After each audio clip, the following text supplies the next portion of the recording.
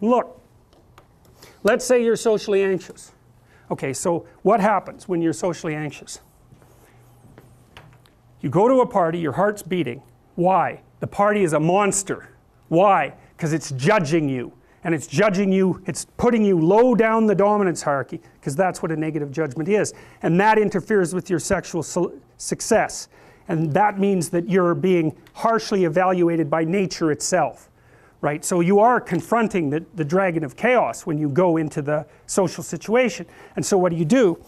You're like this, right? You hunch over, and that's low dominance. I'm no threat. It's like, well, that's not going to get you very far. You know, but that's a logical thing to do in the face of a tyrant. So I'm no threat. You know, you look at the king and you're dead. I'm no threat. I'm hunched over. And then what's happening internally? What are people thinking about me? What are people thinking about me? Am I looking stupid? Am I looking foolish? Geez, I'm awkward. I hate being here. Man, I'm sweating too much. It's all internalized, right? It's all self-focused. The eye isn't working. What do you tell people? Don't stop thinking about yourself, because you can't. It's like, don't think of a white elephant.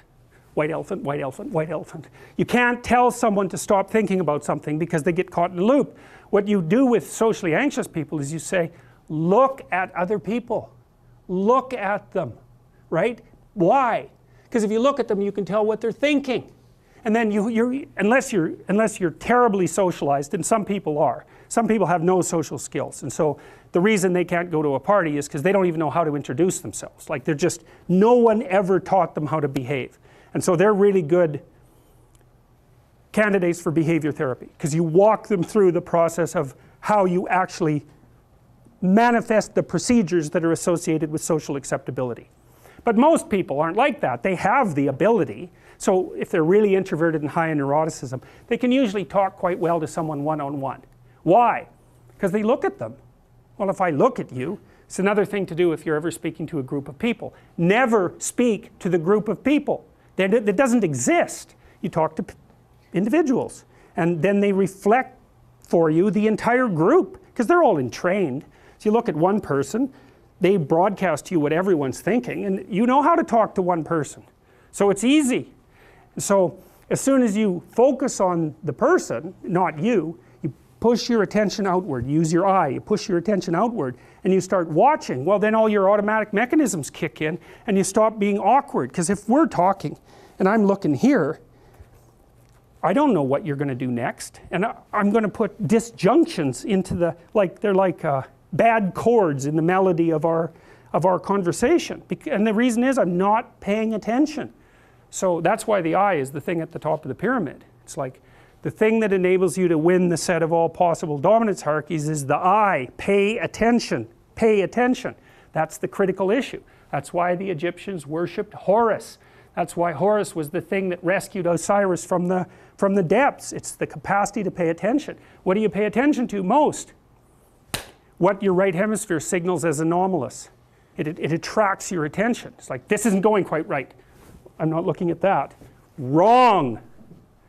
That's what you look at. That's what you look at. What's not going right, because that's the terrible monster that might eat you, but it's also the place you get all the information. So that's why it's useful to have discussions with your enemies, because they will tell you things you do not know. And that's such a great thing, because if you don't know them, well, you're not very smart, are you? You know, there may be a time when you go somewhere that's the thing you need to know. And maybe your enemy will tell you why you're such a fool, you know, and a bunch of other things that aren't true too. But even one thing that's accurate, it's like, yeah, thanks very much, man, maybe I'll do some work on that, and I won't have to carry that forward. So, and then that's part of the reason, again, why the terrible predator, it's always the terrible predator that has the gold. It's like, it's the person who delivers the message you do not want to hear. So it's rough, but it doesn't matter. Life is rough.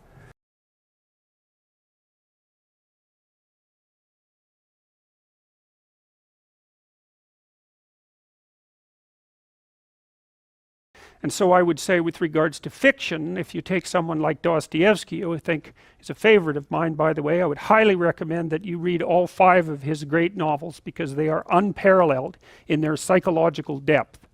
And so if you're interested in psychology, Dostoevsky's the person for you. Tolstoy's more of a sociologist, but Dostoevsky, man, he gets right down into the bottom of the questions and messes around. Transformative reading. Anyways, Dostoevsky's characters, this character named Raskolnikov is a character in Crime and Punishment, and Raskolnikov is a materialist rationalist, I would say, which was a rather new type of person back in the 1880s, and he was sort of taken by the idea that God was dead and convinced himself that the only reason that anyone acted in a moral way, in a traditional way, was because of cowardice. They were unable to remove from them the restrictions of mere convention and act in the manner of someone who rose above the norm. And so he's tortured by these ideas. He's half starving. He's a law student. He doesn't have enough to eat. He doesn't have much money, and so he's not thinking all that clearly either. And he's got a lot of family problems. His mother's sick, and she can't send him much money. And his sister is planning to engage in a marriage that's loveless to someone who's rather tyrannical, who she hopes will provide the family with enough money so that he can continue in law school. And they write him brave letters telling him that she's very much in love with this guy, but he is smart enough to read between the lines and realizes that his sister is just planning to prostitute herself in an altruistic manner, and he's not very happy with that. And then at the same time as all this is happening, he becomes aware of this pawnbroker who he's pawning his last possessions to, and she's a horrible person, and not only by his estimation, she pawns a lot of things for the neighborhood, and people really don't like her. She's grasping and cruel and deceitful and resentful, and she has this niece who's not very bright, intellectually impaired, whom she basically treats as a slave and beats all the time. And so Raskolnikov, involved in this mess and half starved and a bit delirious and possessed of these strange new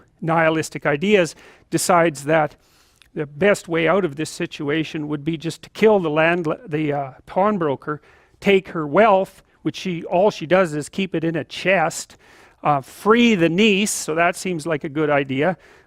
So remove one apparently horrible and useless person from the world, free his sister from the necessity of this loveless marriage, and allow him to go to law school where he can become educated and do some good for the world. So one of the things that's lovely about Dostoevsky is that he, sometimes when one person is arguing against another, or when they're having an argument in their head, they make their opponent into a straw man, which is basically they take their opponent and caricature their perspective and try to make it as weak as possible and laugh about it, and then they come up with their argument and destroy the straw man and feel that they've obtained victory. But it's a very pathetic way of thinking. It's not thinking at all. What thinking is when you adopt the opposite position from your suppositions, and you make that argument as strong as you can possibly make it, and then you pit your perspective against that strong iron man, not the straw man, and you argue it out, you battle it out. And that's what Dostoevsky does in his novels. I mean, he's the people who stand for the antithesis of what Dostoevsky actually believes are often the strongest, smartest, and sometimes most admirable people in the book.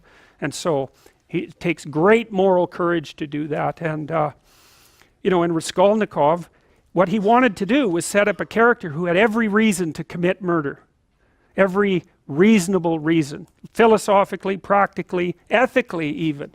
Well, so Raskolnikov goes and he kills the old lady with an axe.